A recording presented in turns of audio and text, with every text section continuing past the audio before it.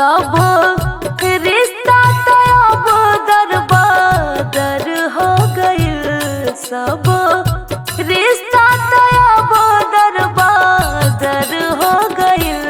देखा कलयुग के अइसनया सर हो गइल। देखा कलयुग के अइसनया सर हो गइल। देखा कलयुग के अइसन बहु नई हर में सब कुछ सहन कर जाली।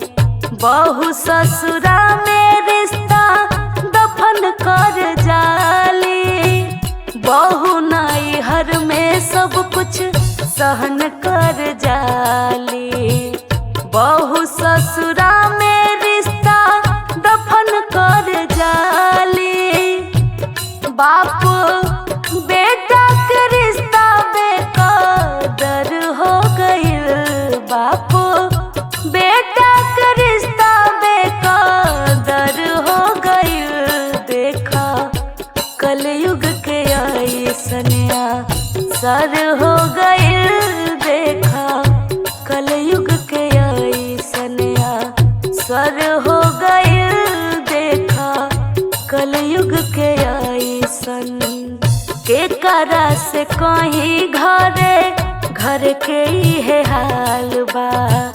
लाल बिहारी ममता खातिर मुहाल बा। के करा से कहीं घर के इहे हाल बा। लाल बिहारी ममता खातिर मुहाल बा।